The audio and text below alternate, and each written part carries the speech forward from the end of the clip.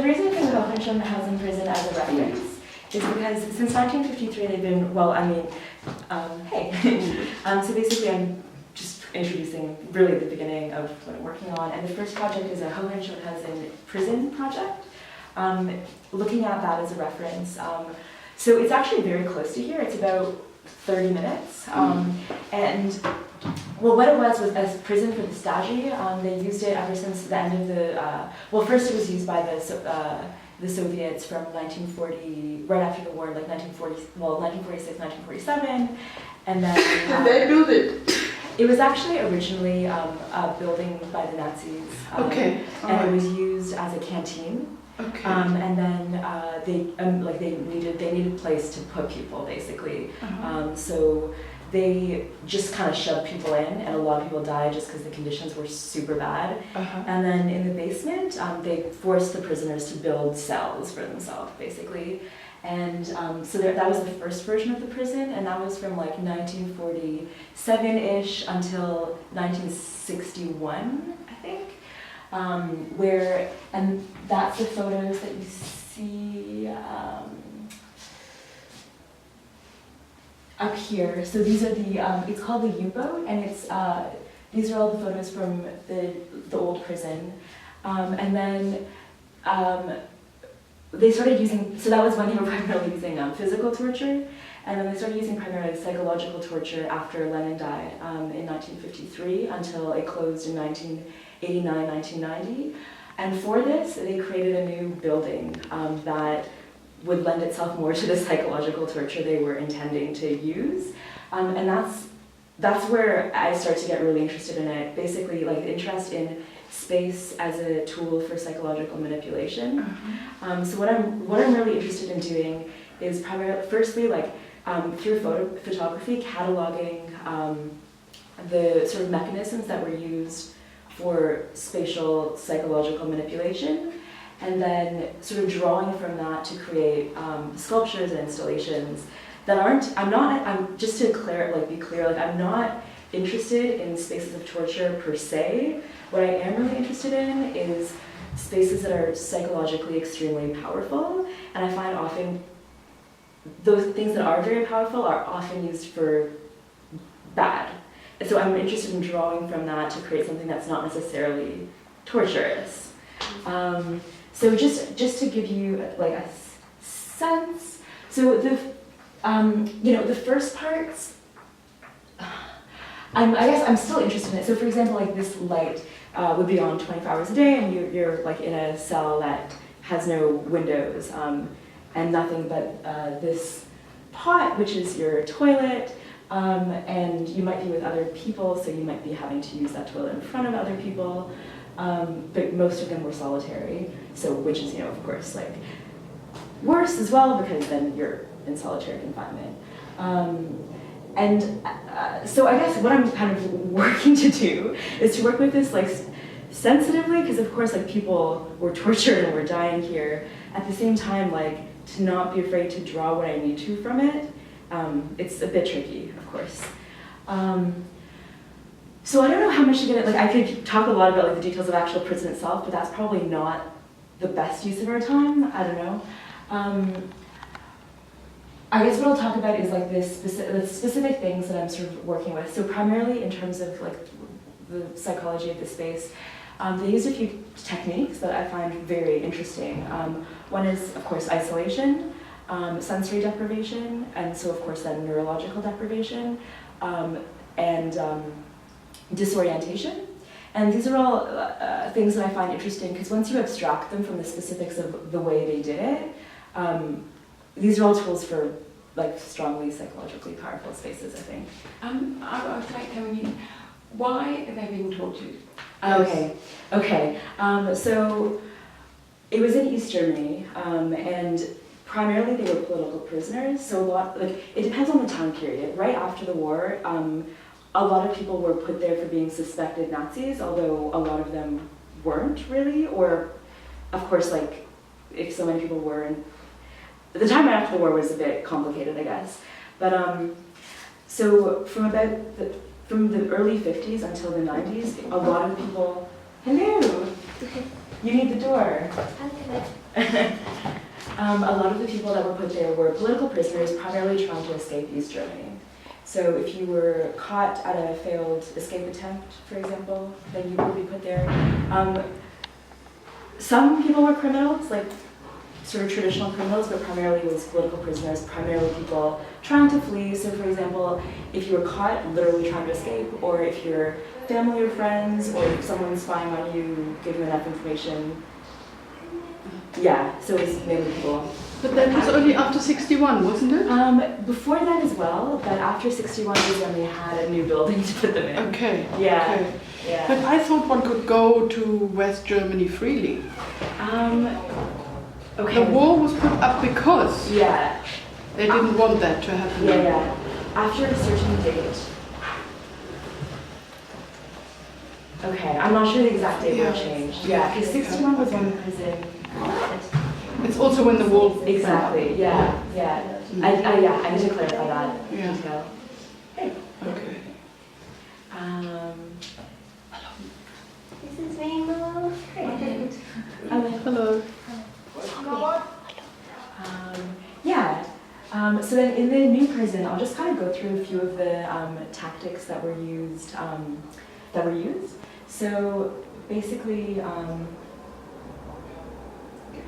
for example, there were a number of interrogation rooms. We're talking about the Friedrichshain prison, just so you know, I guess, and the relationship between psychological manipulation and space.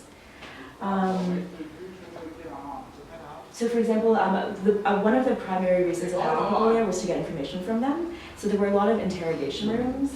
And what's interesting about that is like, well, there are a number of things, but just the setup of them. So you have this desk, and then it's always this sort of T-shaped desk where you have the interrogator sitting there, and the person that's being interrogated sitting closer or further from them depending on their relationship and how cooperative they're being. But of course, like this power dynamic that's set up with the T-shaped desk. And then of course the person looking towards the window, so you're always, like the interrogator is always backlit. So this sort of power relationship through light and through spatial arrangement. Padding on the doors, so I found that really interesting, like for sound insulation was super important. And then I think I'll just get, like there's a number of other things. So for example, like the windows were foggy glass, so you could never totally see out. But, so there's a number of sort of smaller things, but the one that I'm really focusing on now is the padded cell. So they had a few, well, two rooms custom sort of designed for this, either as a punishment or to calm someone. So you'd be put there if, for example, you refused to talk to an interrogator, or if you had a seizure, I don't quite understand why, or if you were, if you tried to hit a guard, like something really bad. And basically it's a room covered in rubber. The rubber is about 10 centimeters thick. And yeah. 10 centimeters? Yeah. Yeah. 100 mil? What? Yeah. Yeah. No. Yeah. Yeah. Where's a good photo of this? So here you can kind of see at the bottom. So there's no corners. The room's totally without corners. But there's only, now they've installed a light. That, I don't know if that was original. I'm not sure if that was there before or not. But I know it could be turned off to be totally dark. The only air was this square to the outside. Here you can see it from the exterior. And so if you close this, it's totally pitch black. And also because of the rubber, it's totally soundless. And because of not having corners, you can't find where you are. So you could be put there up to what they say is a maximum, technically 14 days, although who knows. They have someone that was scratching like tag, like day, and then there's like 14 lines, so they think that that's how long someone was there, although had they been found out to be scratching the wall, that would have been even more punishment. So, just to give a sense, like there's about 50 ex-prisoners that give tours here now. 2 of them were put in this room. It was rare, like it was an exceptional punishment. One of them that was like, although he gives tours of the prison, like refuses to go down there, like he won't see that again. So I find that this is like the most interesting for what I'm doing, because it was so specifically and sort of thoughtfully done to create this like really like psychologically intense space. And I guess what I'm sort of drawing from it primarily is like the disorientation, the sensory deprivation through sound and vision, and yeah, I guess it's mainly those two things. So anyways, so what I'm thinking is to exhibit some photographs, like just cataloging the mechanisms, and then I've started working on like some sculptures or ideas for installations dealing with this. This one, do you want to?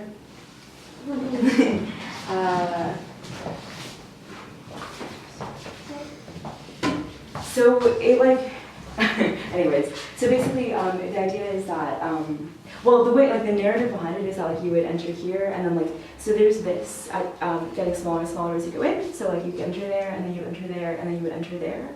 So like all of them are like this. Yeah. So I, like most of my work, the idea is like the narrative behind it is an installation and the idea of like experiencing this with your body, although ultimately it does kind of just become what it is. Yeah. So you're planning to do this life size, to make it a life size? That's the narrative behind it, and so when I created it this size, that's like the narrative in my mind. I would definitely like to do that, but it's also really important to me that like the piece stands on its own. Yeah. So why is there the wood underneath? Is that important? Nope. No. Yeah. Okay. And I've actually so that rubber that I got from you, or the latex, I just put a first layer on, but I want to build it up to anyways, also this isn't quite right, so I've done this because this is rubber that I found, and I actually really like the material, but I think it takes you in a bit of a different direction. Yeah, so Sylvia and I were talking about like we're going to go look for like a more natural rubber without the, because I really like them. I find them beautiful. I really like them, but I don't think it's quite what I want for this. Yeah. It's okay. You could make your own? Have you been thinking about that with the latex? I was thinking about that. To make this much. Yeah, I can show you. Yeah? Yeah. It would probably be very expensive though, no? You don't? Well, as much as that bottle. Yeah. Maybe. I probably would need a lot of those bottles though. For this size? Yeah. No. No? No. Okay. One bottle. Well, that could be interesting. And yeah, okay, cool. Yeah, we'll talk about that. Yeah. It's funny, like the sort of like the aesthetics of these little dots. I can see like if you're just looking at that, can look really beautiful or simple. But then with like the pins and it's kind of wrapping around, it does make it like quite negative. Yeah. But like this kind of spongy room, like if it wasn't in the contents of a prison, it sounds like quite like a safe place. It might be at a daycare or something for children. Like I can really see like these like mechanisms for like manipulating your mind and stuff like that being on like the flip side, like negative and positive, just depending on the context. I'm also wondering if one didn't know. If you hadn't told us that it's a prison, would we have worked it out? Right. But certainly we wouldn't have realized perhaps that it was torture. Right.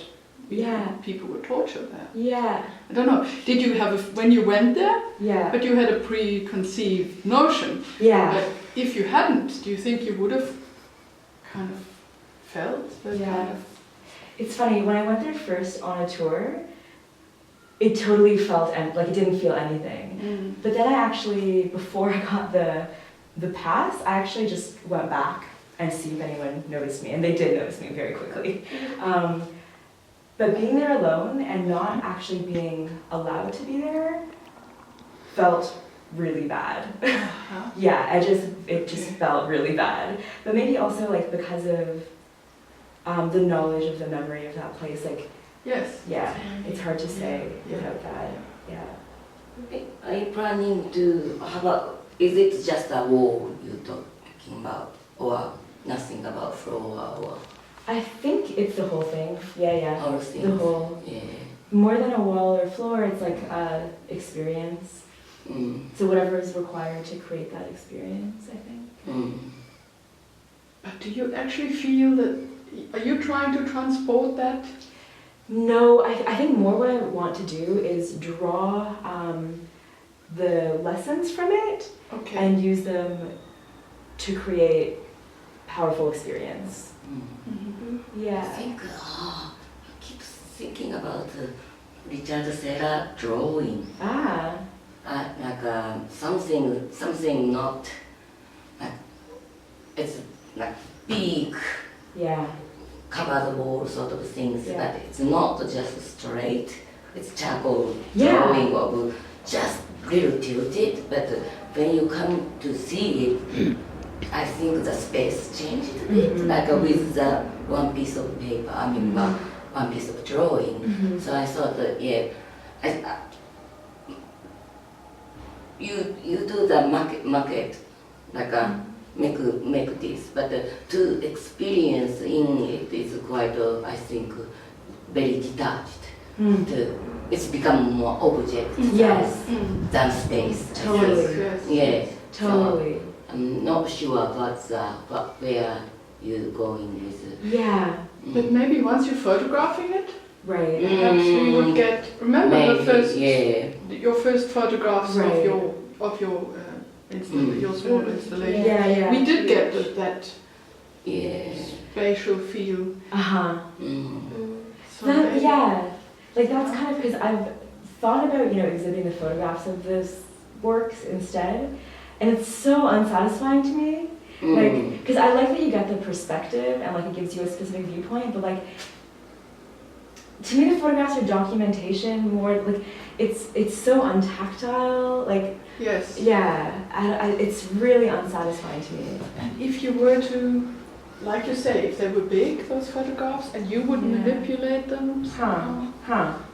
But also, like, kind of what you were saying, it might be interesting if, instead of making these maquettes, if you take these notes from what you're learning and make them site-specific. Like, even in this room, I wonder, like, what minimal things you could just, like, create with a flag or maybe some kind of material, or even if it's, like, just something that you put on your face or something, like it doesn't have to, like rather than recreating the whole thing, you just like interact with the space to That's cool.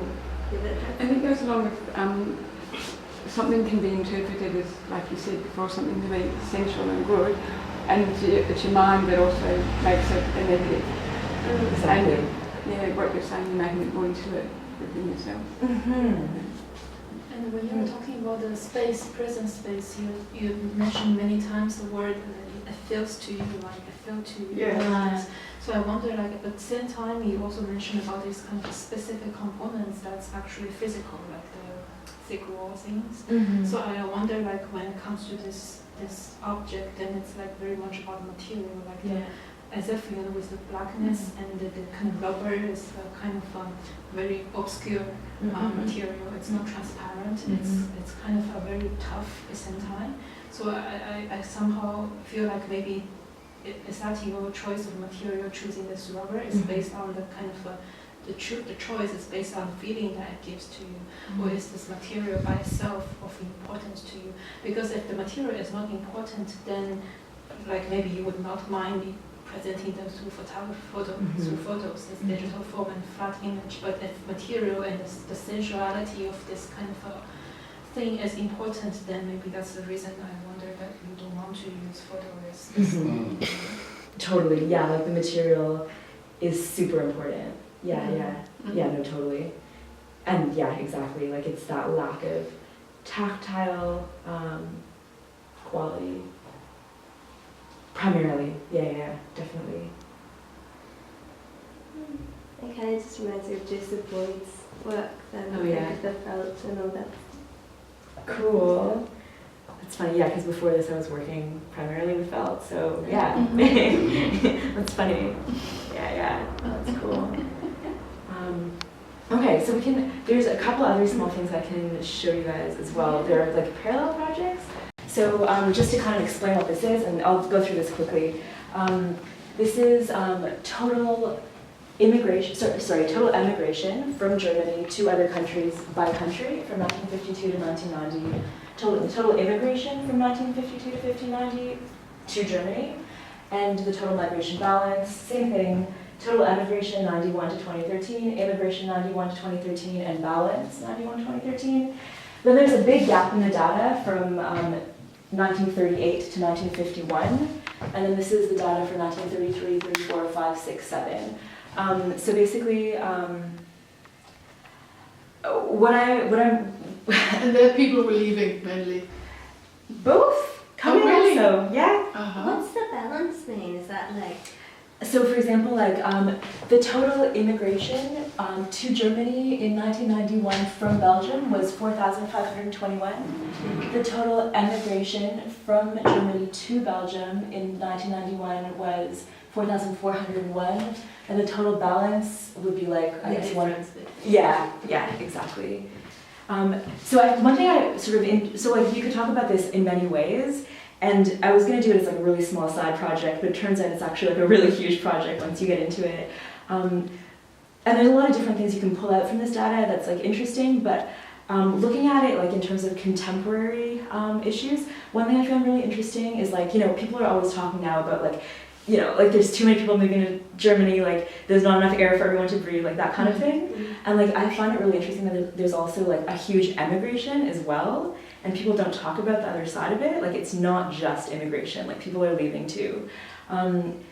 So I don't know, just thinking about whether I do have time to do anything about this project in time for the exhibition, I was thinking maybe like just creating an installation, working with the numbers from 2013, the most recent year, and just showing like, using paper. I was thinking about using stacks of paper and like every piece of paper representing one person, just because of course migration has so much paperwork associated with it.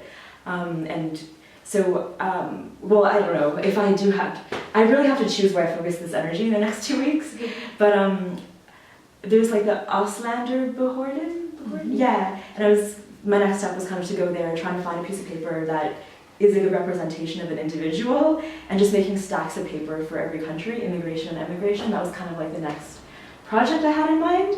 But like, I need to do stuff like this because I get like eventually you get bored like working on the same body of work all the time, and I also really want to work with like contemporary politics.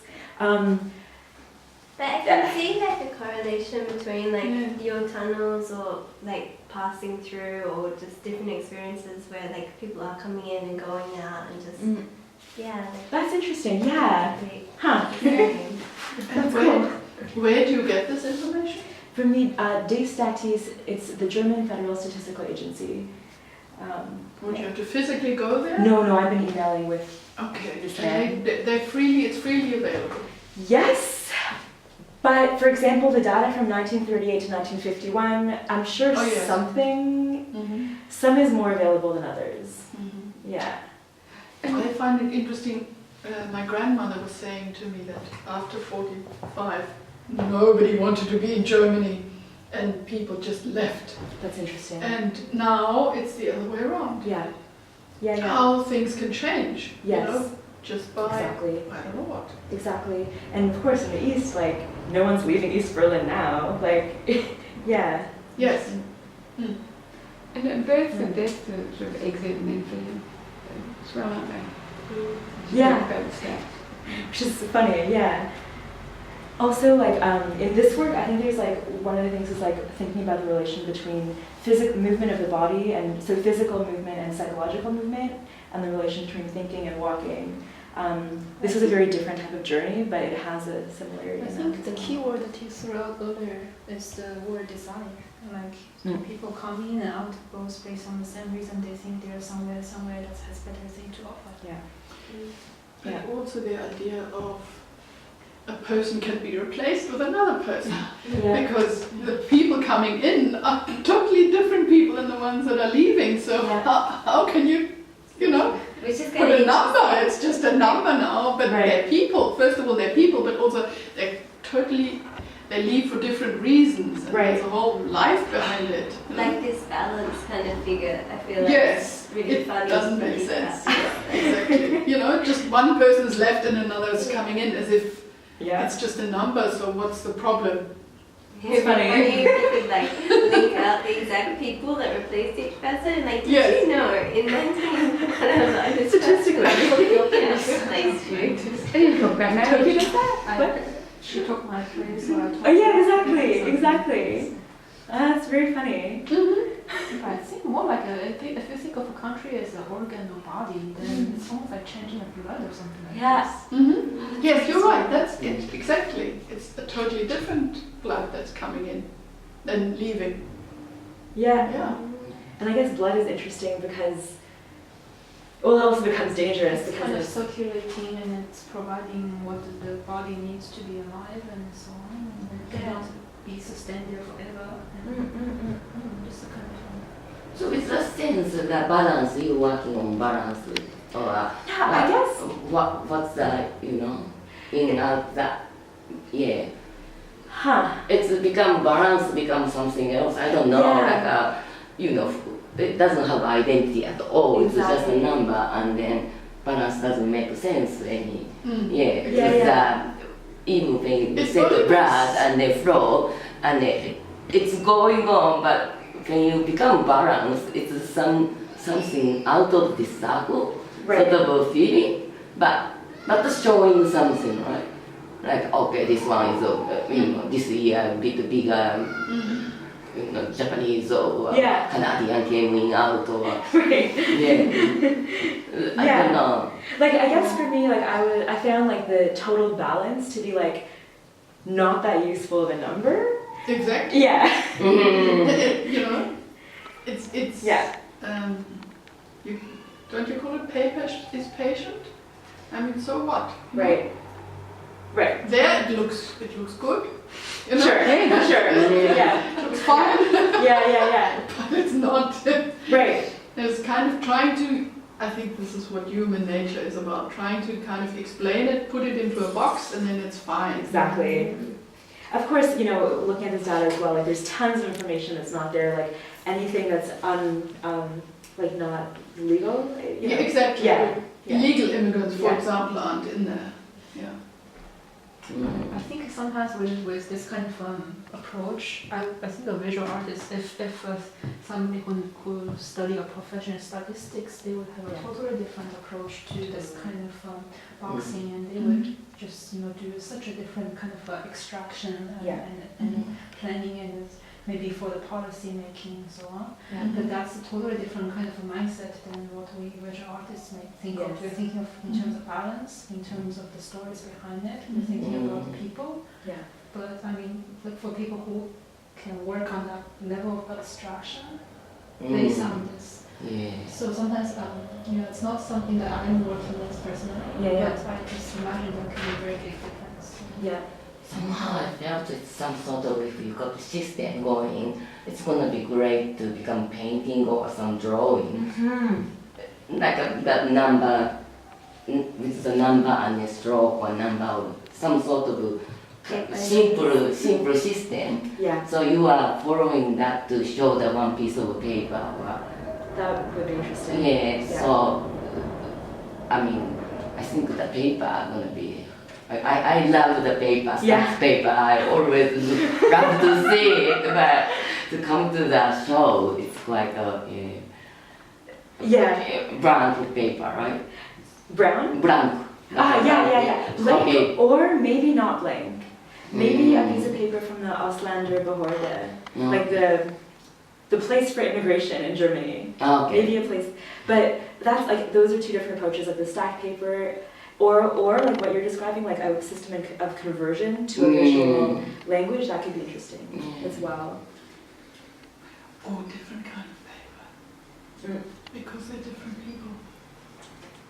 And somehow the paper is like moving, like it's coming at the same time. And then the Oh, the Americans are blue and Right. the Japanese are red or something, and then you have different colors coming in and out.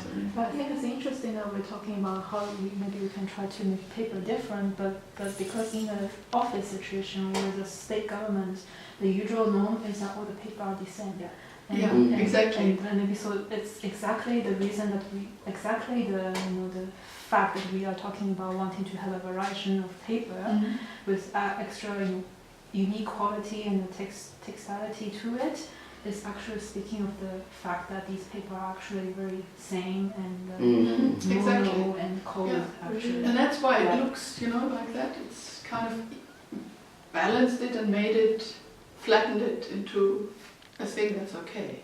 Somehow. Yeah. Because of the paper being the same. Yes. And I do like just looking at grids. They like aesthetically they look pretty from like this distance. Yeah, it's like that's very exactly. rhythmic. Totally. Yeah. Makes for a nice pattern. Yeah, nice pattern. Yeah, and These that's poor people. millions of lives. Yeah.